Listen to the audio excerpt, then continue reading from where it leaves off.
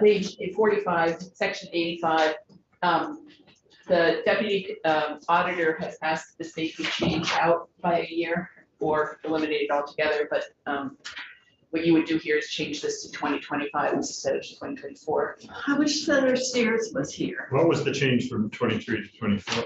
So this is the auditor looking at the structure of the cannabis board and making recommendations. Right, I get that. But When we passed the cannabis bill, we had 23 in there, but then there was a year lag before this thing started and a follow-up bill. And so this is pushing that auditor's responsibility out. The auditor's office would really like not to do the study, but. And it's because of the nascency of the regulated market. It's very, yeah. The auditor's office doesn't want to do the study. They don't want to do it right now. I'm in favor of it. They would rather do it. I'm in favor. I hope somebody's watching. Oh, They probably should be doing more. it's a They deputy, should be doing more. Deputy Auditor Ash. you could switch it to 23, back to 23. Yeah, right, or 22. I probably already got this report. It was so useful. It was so useful, I can't even remember. Can we make it an annual report?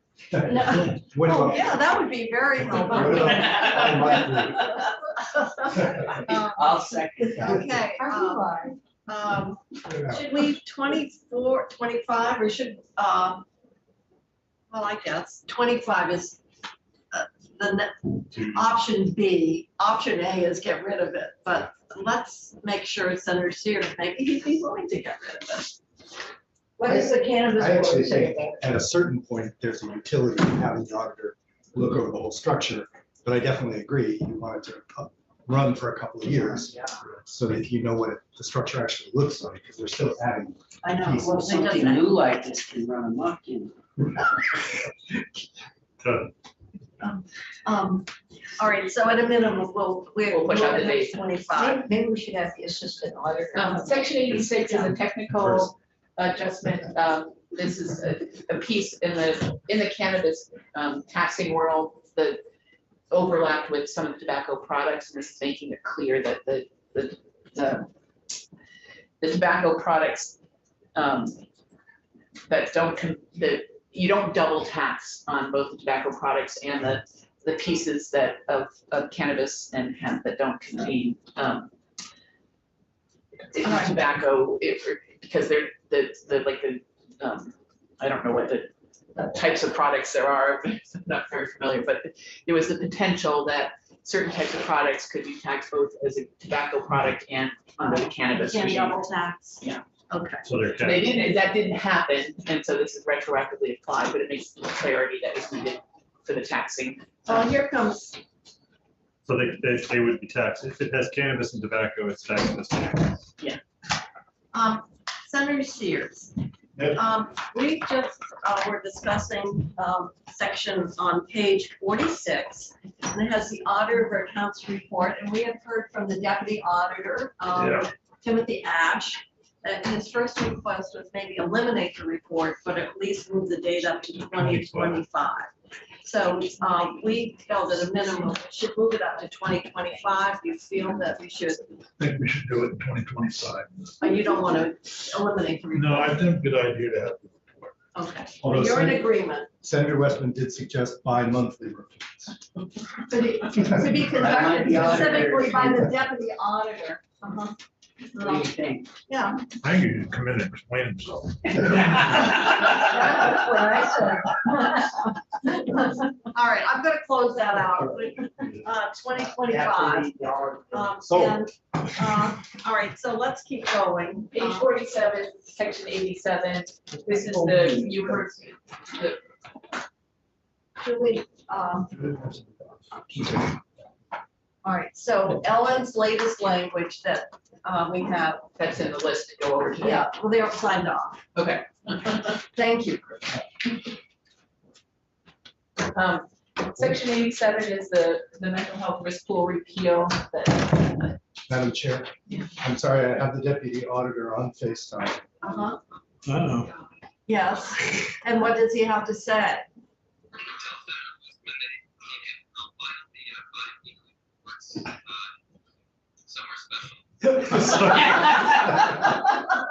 Thank you for that input. We'll be sure to prescribe that in statute, the storage of reports. Well, I'm glad to know he's paying attention. Oh, I knew it was watching. Okay, so mental health risk pool special fund, they got repealed. They did, it hasn't been used in several years. It was. It was We got it even ahead of it. Yes. Okay, Um, anybody will close that out? yes. No idea what that was. Yeah, well, it has to be, I guess we're repealing something that no one. We're catching up on the housekeeping here. Okay, judiciary network. And so this is the assessment to come back on. What we all agreed to, I Yeah. think. And that- When I say we, Yes, the discussion with the judiciary, the House added the assessment and that's ongoing. We'll get the report back and when you get to the 24. And they could, they were trying to funding this. understand why they Yeah, have to. and it will inform your what- conversation in Yeah, 24. absolutely, about so, the network so, project. yeah, so we're close that out and knowing, and that had to do with their 7 million that they were requesting. Section 89, the House added, this is not an added statute, it's a session law, it's just a statement of the This is member per month. purely, this is purely gratuitous, but it gives some reference, I guess, not today, that's, that, what this money's for. And it matches the 650 member per month payment amount matches the Medicaid plan in place for FY '23. So, And it's for the entire caseload. On the other hand, my understanding from talking to the provider of Children's Integrated Services and the contract, they have to serve the number of kids that are referred. And so this says shall be paid for the entire caseload. And this is shall be paid per member per month. So that seems to be different than a capitated payment arrangement, which is what I understood the provider in my area to say, that, you know, that they're obligated to serve all the families that are referred to them, and they can't say, you know, we've maxed out on our funding. Is that true? You want to put yourself on record, Shale? Hi, this is Shale Livingston, Policy Director, Agency of Human Services. Yes, CIS has to serve the children that are referred to them. So this says, shall receive a per member per month payment of $650 for all eligible recipients. And that seems to me that then the amount of reimbursement would be influenced by the number of referrals. It's not a capped amount. It's also based on the eligibility determination, and didn't we just finish rules on that? I think they did. Yes, we Yeah. did. So there are new rules about eligibility determination. I don't know what effect it'll have on the numbers. I think we need to be clear, because I think this might be changing the methodology if we're doing a per member per month as opposed to, but If they- I'm gonna hold that until we can get confirmation from AHS. We did send it to Rich Donahue and Company earlier. That's where that we heard that, he wrote back that it is consistent with what's in the Medicaid plan, the state plan for 23 right now. I want to confirm it because I was told by the provider in my area that they had a fixed amount of money that was allocated to them, and it got into that whole redistribution at the end of the year and between agencies and caseload. You're looking very puzzled. I want to set this aside until we have a chance to look at it. Okay. Because I think this looks like it's reflecting a methodology that is not in place right now. And I do believe I got an email from Dr. Chen at the time, and there's this redistribution. And so the agency in my area had more referrals, and I don't, this coming year, and they were going to be short, and so let's move on till we can get a fix on that. Maybe I can find the email from Dr. Chen. Okay, So- number 9, section 90. So section 90, I think you would strike here because you are moving the money for this facility into the one-time section. And so what's This is being the passed around temporary facility use. is a draft, Yeah. the draft that would go with the money in the one-time section.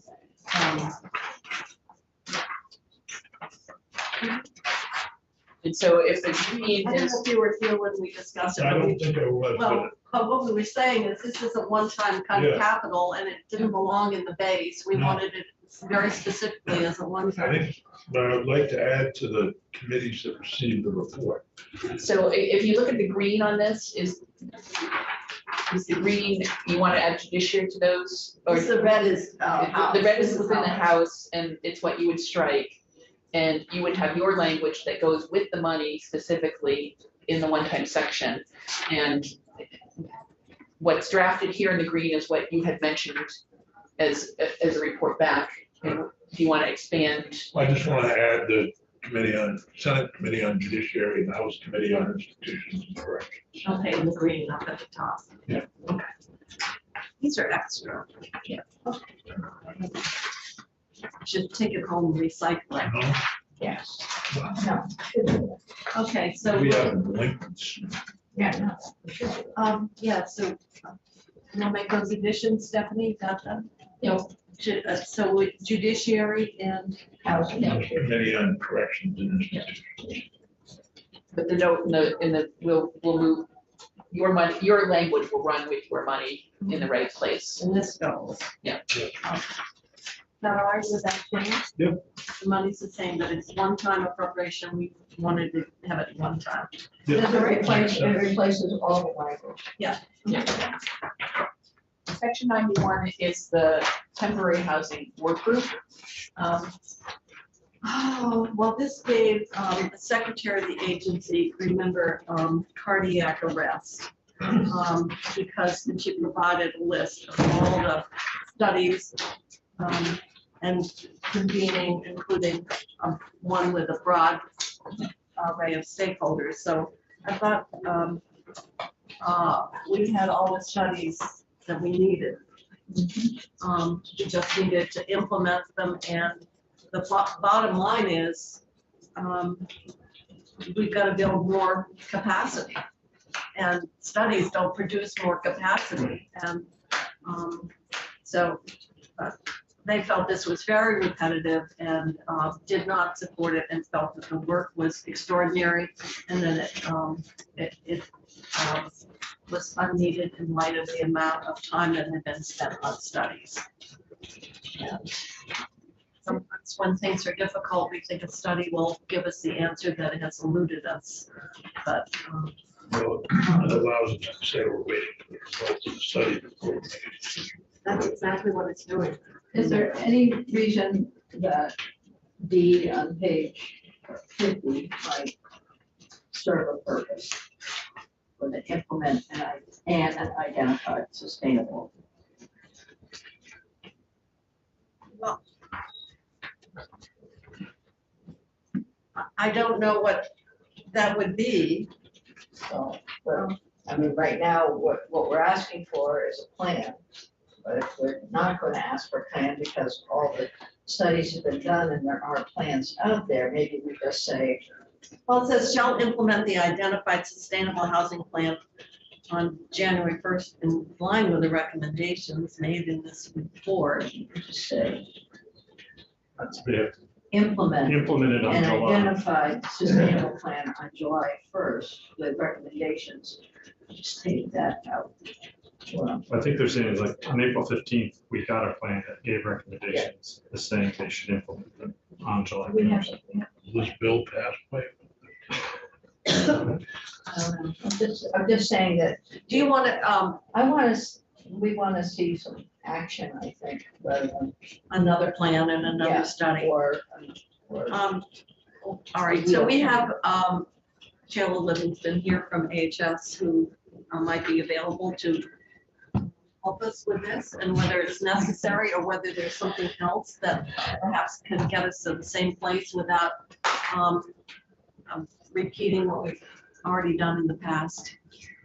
Sure, so again, Shayla Livingston, Agency of Human Services. So our concern with this is that we have submitted many memos, many plans, both over the past 2 years, but also we have the roadmap to end homelessness, which the legislature appropriated thousands and thousands of dollars to develop.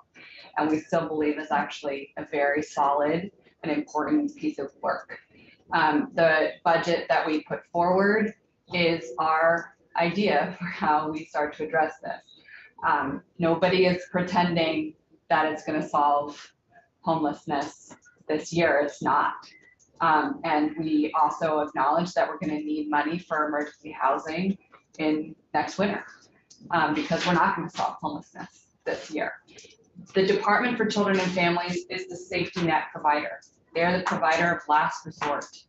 They can't solve homelessness alone, and asking them to produce yet another report on the entire system is unfortunately, I think, not going to get you what you're looking for. What you are looking for is a huge system-wide change that is happening much slower than all of us want it to happen, but it is happening. And so I worry that it's not going to get you what you need. It's not going to move us forward to a place of unity for how to get providers what they need to serve this population, and how to help the Vermonters who are most at need. So these studies and these reports, they do take the staff time, and they take the staff time away from doing the things that you've already asked them to do. So my plea to this committee would be to not ask for another report. If there's something that we didn't propose in the budget that you would like us to do differently, we are open to that conversation. But we put those plans in place, we put those ideas out there, and we have told you what we think we should do based on the funding we have and the ideas that the providers themselves have put forward. The department did 14 meetings with community providers this fall. They heard you all. They heard that you wanted stakeholder engagement. They went out and they did it for real. And they put that together without you requesting a report on that. So I'm just not sure. I wish I had the magical solution. I wish they did too. We don't. And we've given you our ideas. Right, so Senator Lyson. Well, I'm just going to say, I don't think we're asking for a report, but you indicated that there is a roadmap in place at DCF for implementation or change, and for having more efficient and effective transitional. I almost feel like they're the tailpipe, that we're the tailpipe of the system, of the housing system. Yes. What is happening with DCF, what we're asking them to do is come up with a solution for systems inadequacies that are well beyond the scope of DCF. And I don't mean to interrupt you, Jenny, but all I can think of is Senator Westman's feeling like we're the tailpipe of everything. And I sort of when I'm thinking about DCF in this role, it's like they're going to solve and they're going to come up with implementation that somehow will overcome all the inadequacies of our current housing reality. And I just see people add that kind of work as somehow we're making progress on something that's very intractable, and asking a party that really is only picking up the pieces and what they're doing is symptomatic of something external almost. Yeah, I agree with that. But the question is, what is the roadmap that you're talking about? I think it's been presented to joint fiscal. Is it a plan? Is it a process for, sorry, I didn't want to use that word. No, I think that really is. It was really a major piece of work. It is a major piece of work, and maybe referencing it here will validate it in a way that will help. Well, maybe that's Senator Lyons, I think that's a very good idea. We'll get rid of this and just say that, somehow tying it back to the study. And I think, Shayla, you did a good job of saying that appropriations really should be consistent and aligned with the recommendations from that study. And what the governor's proposed is his idea, but we may in fact Yes, modify that. yes. So I think I think what we're trying to do is create a nexus with all the work and all the decisions and all the appropriations and all the efforts that have gone on historically, and not like we're starting from beginning, because we're not. And so Right, that's, this just sort of circles the wagon, so everybody can get on board. so maybe we can come up with something, and maybe you could help us with that, because I thought you Yep. articulated it well. I'm and- happy to do that. And I think Senator Lyon's suggestion is really, it's saying, we've done all this work. Let's make the decisions and allocate our resources consistent with that report. Maybe one. What? May I make one more comment? Sure. So just to go back to the housing, I just want to be clear, I know that you have asked the administration's position of DCF. And I just really want to refer you back to the letter that Secretary Clauser and the governor submitted to you on the BAA. And we really do think that there should be consideration of those special populations for extension.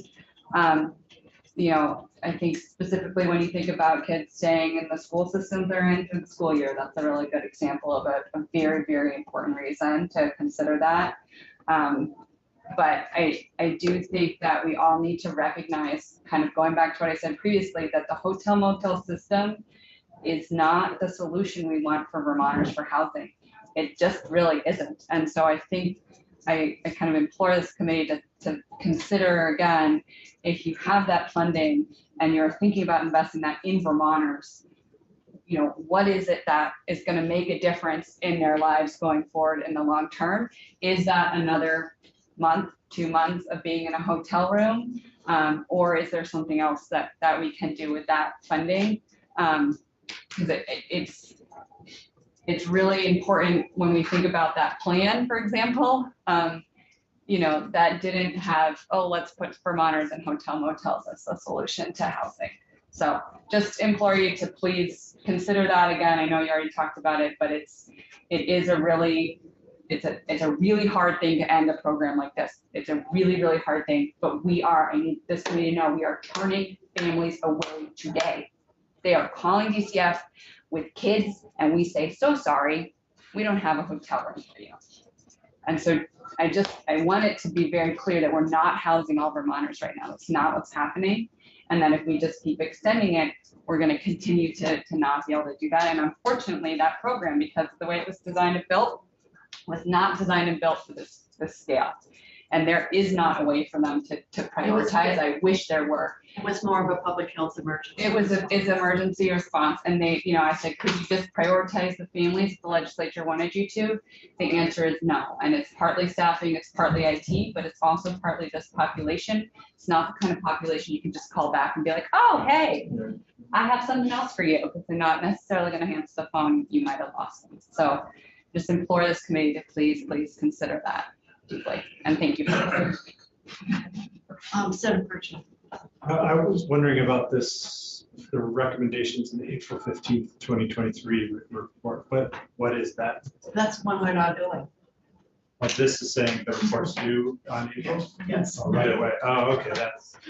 We're not asking them to do another report between now and April 15th. Bye. But we are going to put in the language that we talked Sure, about. yeah, no, I agree with that. Yeah. Follow the roadmap. Yeah. Yeah, follow the roadmap. We've already put out the blueprint. Let's, start building, the elements of it. So that goes away with our language. You have to change that. We've done focus. We're getting rid of the whole thing. We're just We've rewriting. done focus groups and everything. So we'll. Are we on to section 92 now? So Shayla and Stephanie can work in terms of what we're going to put together and build on the reports that have already been completed and that other investments. I'm sure the House will have no problem with that. I think it's very, very, don't you think it's a much more I proactive. do like that. Yeah, I mean, I think one of the things is some of the things happen very quickly and a lot of new members and there's not a lot of historical context. And it's hard for us to remember how much money we put here and what we put here and how much, in the millions, but it's been millions and millions of dollars. What'd you say, 320 For development of, for development of housing? since the beginning of They this. really weren't that much. Yes, from a variety of sources, even dedicated to housing development. For Pardon me, 320. there's another word for it. All right, So section 92 is what you just heard from David Paul yeah, so about. we closed that out. And now we're on to page 55. Section 93 and onward are all of the technical corrections to the state employees' retirement pieces. And we already went over that. You went over that. And the last section on 98 is the OPEB. There may be a few more tweaks to that quartile, how you actually calculate the quartile that we're getting For from the the judges.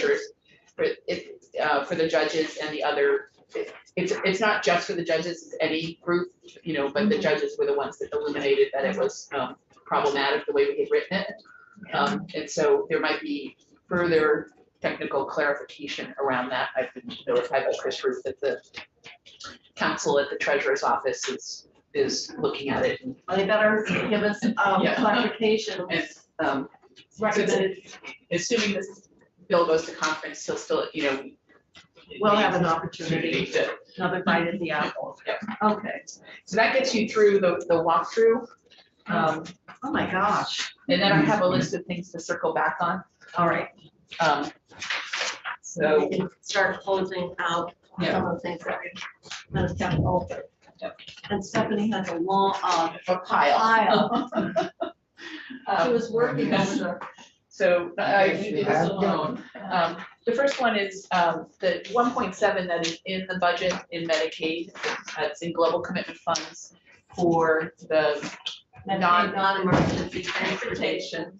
This is language that would just be specific about how the money goes out. And I did share that with the representative from the VPTA and AHS, and they're all, as far as they know, all okay with it. Is that 17 million? It's 1.7. 1.7. It's a combination, it's Medicaid money, so it's partially state money and partially federal money. There's two main zeros here someplace. Oh, Yeah, the there's dot, one more. There's a little points extra zero. Yeah, there's an No, extra it's supposed to zero. be one, yeah, so it's supposed to be have the cents in it. We have 3 zeros and There's four. 4 zeros. Yeah. Try to pull them by some star, Shall be applied. get away with it. So. Those um, zeros they're add gonna- up. they do it for rate into this contract. Right, on that end. Instead of drawing the service, they'll set the rate and pay based on it. So for the last quarter, we want to get this money out in the last quarter of this fiscal year. The methodology that DEBA set up, actually, some of the public transit entities are operating at a deficit. Northeast Kingdom is one, because it's a set rate regardless of the frequency of the use of transportation, or if you have to transport to Boston or Syracuse or Albany. We heard. So it really has been, It is and they have no capacity to cross-subsidize or to run a deficit. I was just wondering about the word prospectively. It says the money shall be applied prospectively. So I'm just wondering in advance of what? But it's a way to say we're not doing it retroactively. It's once they change the rate. But it also, I think we can also make the payments, because this contract runs to the end of June, and we want to get the money out the door by the end of June. And so we can pay based on the rate increase, not on an invoice basis. And if It's a word for. if you didn't have prospectively there, it would say that the program in this act be applied as soon as reasonably possible. Does prospectively add something legal that I'm missing? I don't know, we can check, the prospectively was a recommendation from. From the FEMA. agency, yeah. Because usually you'd say prospectively meaning comes before something, but it's not clear to me what it's coming before. Would this be go into effect on passage? Yes. Yes. Okay, so, But it can't be applied before it goes into effect. No. It could have been for retroactive trips. But you can't, I don't think you can do it quite that way. I mean, Under the. if you said- Because they have to provide notice. That's the thing. There's a requirement when you're changing the fees to provide notice under the global commitment waiver. We can check, but they gave us that Or word. maybe they mean it can be applied only prospective. I believe that's really the, If that's what we mean, then I think we should say that. In other words, not covering the. Not That- retroactive. Could say We will- isn't that redundant? Prospective? I don't see why you need it there, but unless you're trying to indicate that you can't use it retrospectively. And I don't think you can.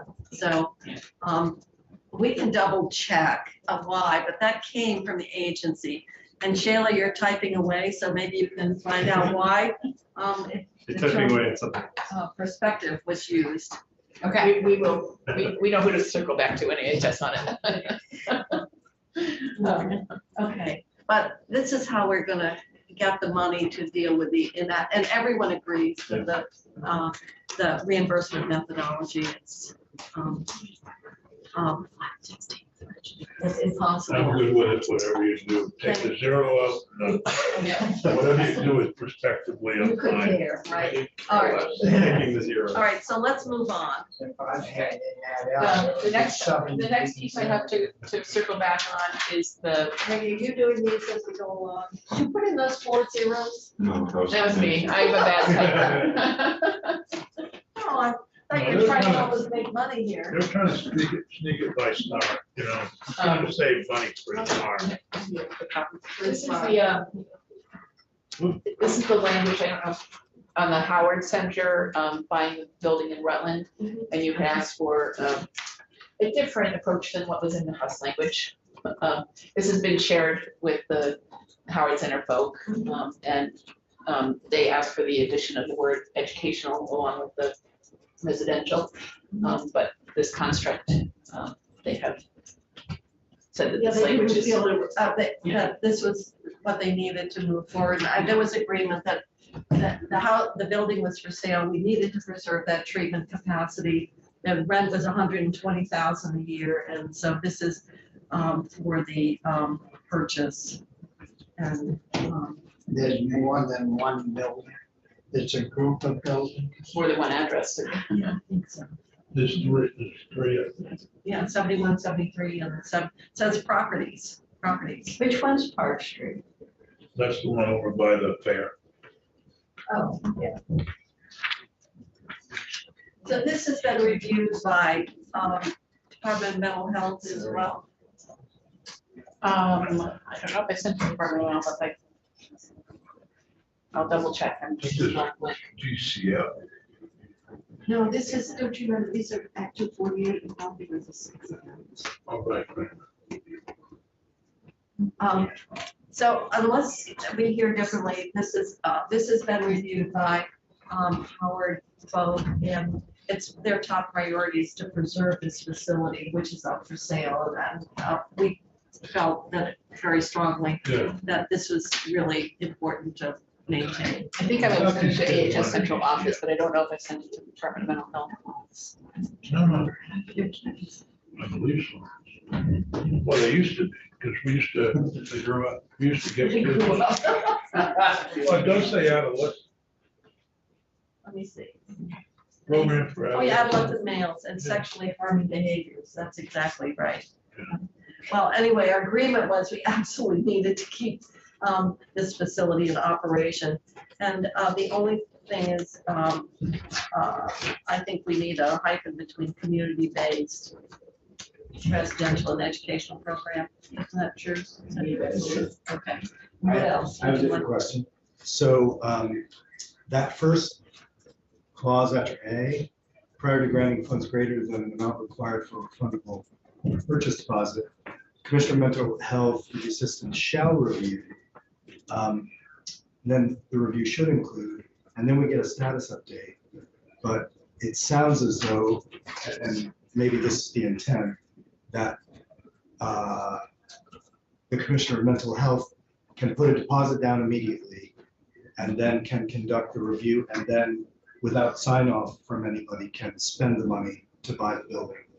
We're just getting in the last sentence an update on what they've decided to do, or is there the intent to have a check back with us? I think we wanted them to be able to go ahead and purchase the building. Okay, because that's what it does. I was just curious. Why is it Commissioner? Not the So secretary. it's a DA associated with. So the money was appropriated to Howard the is a Department DA, of Mental Health, but I in thought the that House the version. adolescents there were under DCF or could be under mental. No, they could be. It would be under either one of And them. it's done, operated by Howard Mental Center, so. So the money was always appropriated in the House version of the bill to Department of Mental Health. I'm just asking. Mental health wants to pay the bill, that's fine with me. Well, this is really for property acquisition. Yeah, So, well, we can double check. probably a better deal than Campy Wanaki. All right. How's that land in Benson doing anyway? Did somebody check on that?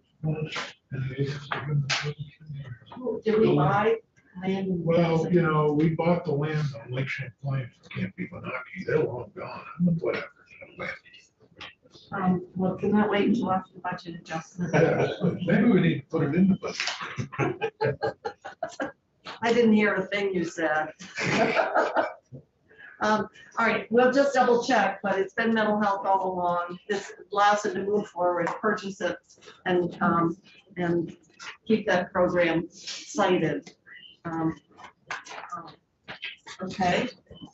What do we got next, Stephanie? So you did have an outstanding question on the use of the language that the administration had put in about additional uses for the $60 million of workforce recruitment and retention on the healthcare side last year in budget adjustment.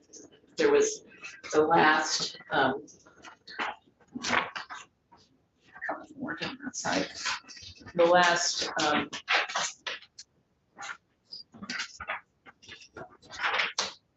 section that would allow healthcare employers to, this is about the pipeline for healthcare workers and fully covering tuition and then offering assistance for living expenses, including. Oh, so we're on the backside. So it's the green on the backside that was It's not for where Bob. the question came up in the committee. And so this was the recommended change, to see if that was clear, that make it clear that there would be no out-of-pocket expense to a trainee, because these are grants to the employer. Once the combination of funding here and other funding that's available for the tuition. And then the receiving assistance in meeting their living costs, housing and childcare. So the $60 million was a combination of funding sources, ARPA, home and community-based plan funding and general funding. And the majority that's left is general funding. And so the majority is likely to be in that assistance for the living expenses, which can be done out of general fund. But the gap in the tuition piece would be probably coverable out of the remaining ARPA funds after. Madam Chair. Yeah. I have the same question here I had about the original language, which is at the end of the green, it says they will, and it's changed from shall, which maybe is better, but will also receive assistance in meeting their living costs, such as while attending the program. It's non-specific and yet it's mandating. So you could read this and say they will receive assistance in housing and childcare and other living costs, and that's not a choice, that they will receive them. But it's not clear. You want May? May or, may receive assistance such as or including but not limited to. But anyway, here, there's just a weird kind of mandate that's very open-ended. I know, that's what we're concerned about.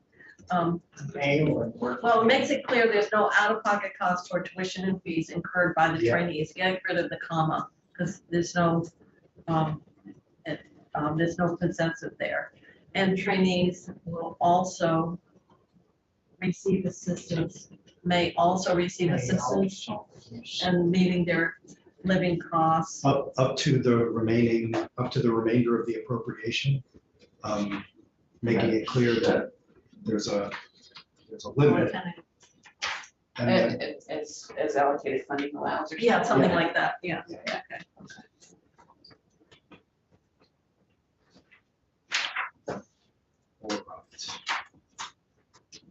So are we changing it, may also receive assistance in meeting their living costs? So I think we're changing the will to a may, and then adding the clause as allocated funding allows. That work for you, Jennifer? It does. So that takes care of that one.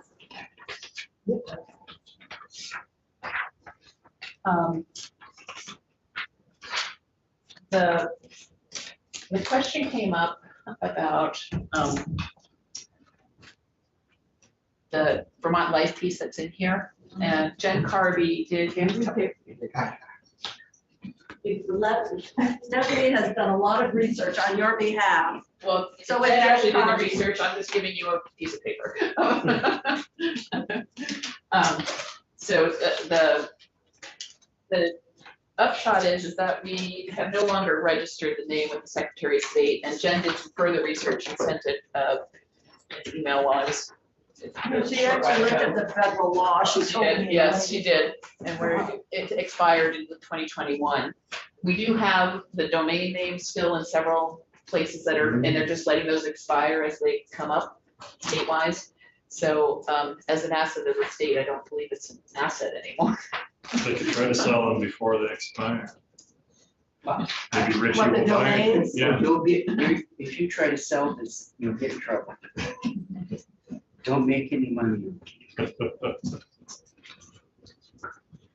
Another The area, trademark is allowed to expire, so.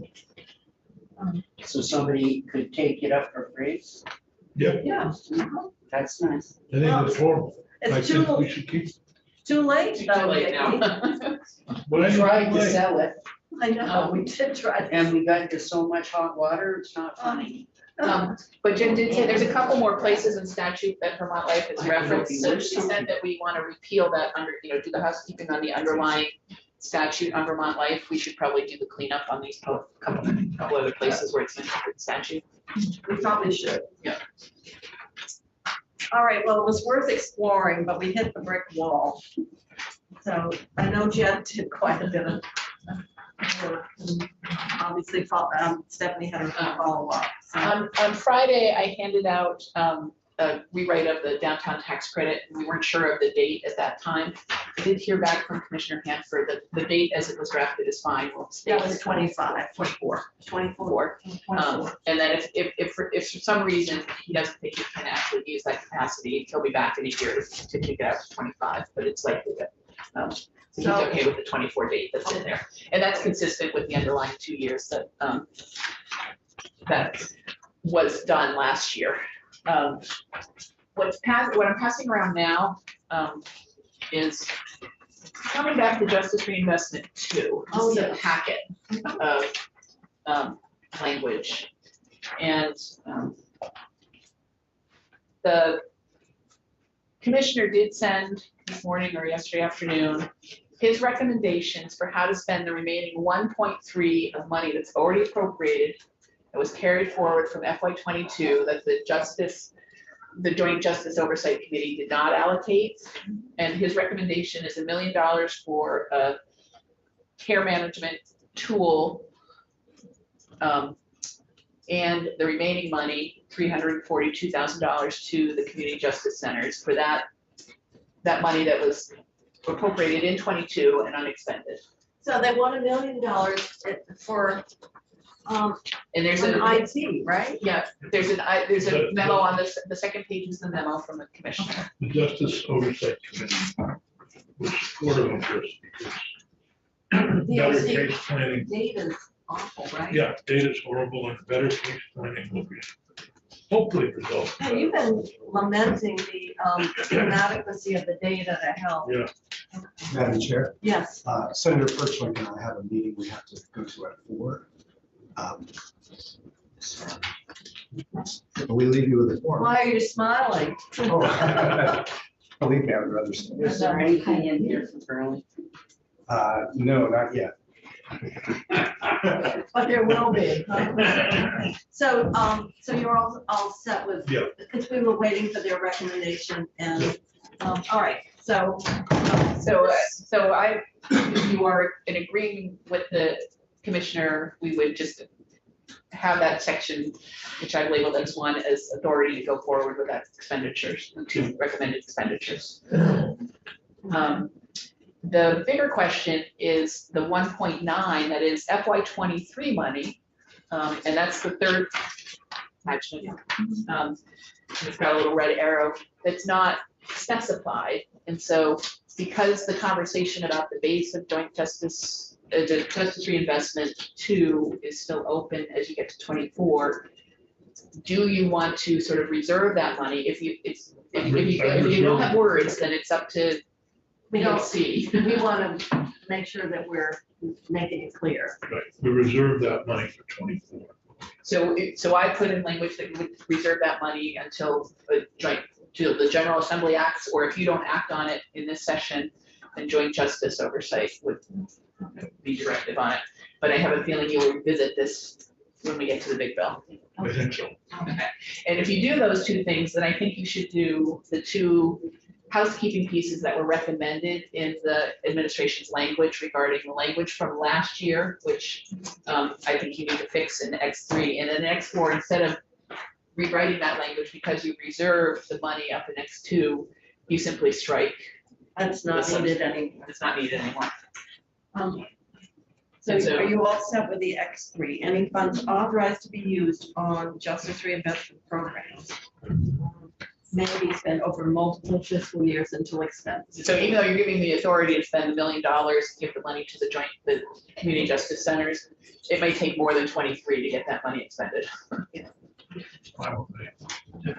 So that would take care of all the pieces of the justice reinvestment too. So we do have language in another bill. So that's a recording piece, that's related, yes. 2019.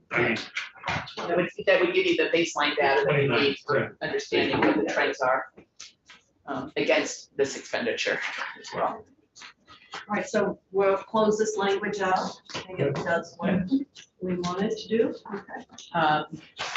Working down through your file here. I am. So the next 2 pieces that I have, well, it's 1 piece. This is the language that Senator Bray just came in on.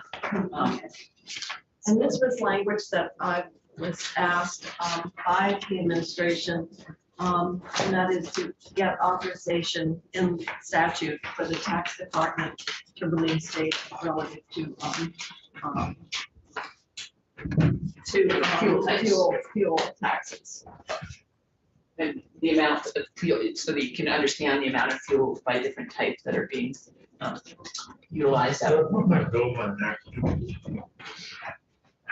Exemption for hangars at No, aviation. no, you'll have to put that through transportation. No, that's a natural resource. We've got something in there, government transportation. Oh, we can't even exempt highway from Act 250, you know that. Why can I? Well, the airport. So Why are we doing that? because right now, the tax commissioner can't release any of this tax data to help do the planning and the analysis. So Secretary Moore, Julie Moore of A&R, asked if we would consider putting language in for the release of this tax data. And it's allowing both natural resources and the public service department to have access to, because the release of any tax data is very prescribed under the law. And so- No, my part, I didn't see. They what- need it for the analysis as to the carbon emissions and any work that would be done relative to fossil fuel consumption by type.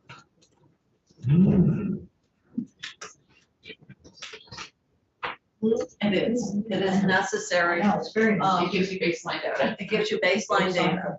Now, you can argue about what it leads to or the policy or whatever, but this is something that the administration has requested. It's something that Natural Resources has looked at and they support it. And so it's just allowing the tax to update the form so that this information can be made available for. And it's in aggregate, not individual. No, On the face of this does not take any individual taxpayer and release information about them. And that's the most important thing in the department, so. so it would be, So, So this- so why would this, I wouldn't see why we would do this. I don't have a problem doing it. I think the data is really important as we're looking at different fuel consumptions and this just gives authorization for the Department of Taxes to collect and share this information. How many more employees A&R gonna have to analyze such that? More than 3. Well, that gets into a different discussion. This just allows the data. I realize regardless of your views on S5, this kind of analysis is going to be needed regardless of whether that bill moves forward or not. And Okay, so, Rodney.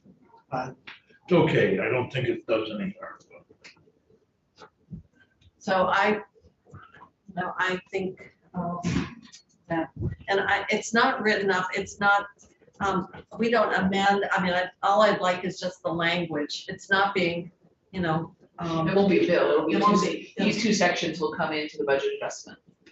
it's not a separate bill, it's just the The language. ranking member and the clerk are okay with it, I think it's probably okay. Well, you're the ranking and you're the clerk. Yeah. So the two.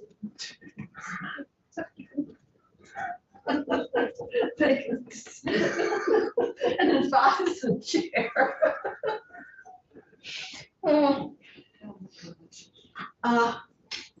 No. Okay, so I realize, Senator Starr, that this is precipitation concerns about any information or data that would help advance the S5 or that initiative, but I think that train has left the station. And so I To the opposite. I feel that we I think the should train authorize. had left the station, but it's headed for Trestle. No, no, I It's got not there I anymore. did get one yes call on S5 today. Oh, did you? A yes, it's 100 no, 1 yes. You didn't get one, good. So, Congratulations. Unless I got, I'm good to go. with okay, this. Go with it. all right, Yeah. it's good. okay. What else do we have? Well, I just want to, it sounds like we may be changing the Howard Center piece to DCF, both who it gets appropriated to and who does the review. Oh, I think we wanted to keep AHS in the review just because it's a review of accuracy and comprehensiveness and maybe the capacity across Yeah, I was DCF might be a little bit. yes, you were. Would you please put that on record? Senator Sears was right. Yeah, please, Oh, minutes of the meeting. All right, so we're talking about a DCF facility that serves these adolescent Well, males. a Howard facility, I mean, yeah. serves a DCF population. But it's contracted with DCF. Okay. The other, one other piece I want to mention is, we are working on some technical changes to the way the estimated direct apps, the abandoned property, the DFR piece. There's a section that we amend that are estimates instead of absolutes, so you will see changes there. It's, Aaron Finance and Management talked to me yesterday that there's concern about whether or not we should actually have a hard number on the DFR fees and move them up into the estimated. So you'll see some technical language changes around that. Because they really are just estimates at this point. And then we have the emergency housing question open. We did have open the question of how much money you wanted to have funded through VHCB in FY23. And then also a question of whether or not you wanted to add funding to the VHFA missing middle program for home ownership. And And thank then, you for bringing that up. We had originally talked about the house put in the 50 to the HCB. We had talked about 25. And then subsequently, I had some discussion with both Commissioner Hanford and also Senator Rom Hinsdale. And they have had the applications and the take-up so that they could actually assist more families with home ownership. And so in the spirit of trying to look at housing in a multifaceted way, it seems that like we've done with others where take-up has been higher, that it would make sense to give them the money so that they could process those applications that they have in queue right now, just don't have the money to support. So And how much is that? that would be about nine. And I told Senator Ron Hinsdale that it seemed like a reasonable thing. It wasn't estimate, it was actual experience that we had, and it would mean that we could continue to serve those families and move them into home ownership, which is one of our goals. So, and it's also that missing middle population that is. So we split that. No, what I'm thinking that what we ought to do in light of all this discussion and the need for more housing and knowing where we got a bit more money from DFR for direct apps, maybe we can keep the 25 and add the 9. there's also just sort of heard today that there might be the VITA short-term forgivable loan. Oh, did you might- check on I that? have not checked on it yet, but there might be an ability. We did this in ARPA dollars last year for the missing middle. And so if there is the ability to, if the ARPA dollars in another place aren't being spent, you might want to reassign them to this. It's the consistent funding source, and then you wouldn't be using general fund. The draft that's in front of you contemplates an additional $9 million general fund. And if we have that available, and I only heard that sort of in the hallway. Yeah. Then it. So we'll try and find out if that's an option. Yeah. Or you can do it in general fund here, and then in conference, we may be clear on where the VITA program is. So, So the amendment would be what you see in the green, where you would add the new sub 3. And there's just context so you can understand what the program is. and so maybe the general fund would be ARPA then, if that money has Yeah. been freed up. We need to confirm that, and that would be great. The money to date for that program was ARPA. Yes, in 1 and 2. Oh, yes. It would help if I looked at the page. Yeah, 1 and 2. I think I think it's good, and I think what we're trying to do is recognize there are multiple strategies to help with housing, and this is another one for the It's a missing lot middle. better than renting a motel room. Well, yeah, I think that is the constant debate, and that's the right balance, and how we historically wanted to use that one-time money for one-time purposes, and all that federal money allowed us to create much more expansive programs, and the federal money was there to do it. Now that we're unwinding, it becomes very difficult to get to that point where you're shutting things down. I think Shayla Livingston's testimony was really passionate about what they're experiencing. So we'll have some more discussion about, the only thing left is what is our right split. I think there's agreement on the vulnerable population. The question really becomes what we do. When we shut the program down, should we give it a little bit more life, but direct more money toward emergency shelter development? And what that split looks like, we can maybe think about and talk about tomorrow. And then circle back on the VHCB amount for tomorrow, or do you want to try and, did you have an amount specific for the? Well, I was gonna leave it at the 25 and plus the 9 on the ARPA. And then maybe if we somehow end up with not going all the way to June, but not shutting it down, something midterm with that we would maybe have a couple million from that we would say would go specifically toward emergency shelter development. And then the last little piece on section 76 was I'm just going to mention a question about language that the House added about the effective date, essentially notwithstanding on the effective date. You were just going to change it in the. I think it's actually in the effective date and in the section. Oh. I think it doesn't harm it to leave it in both places. I think that may be the drafter's preference, perhaps. So should we care?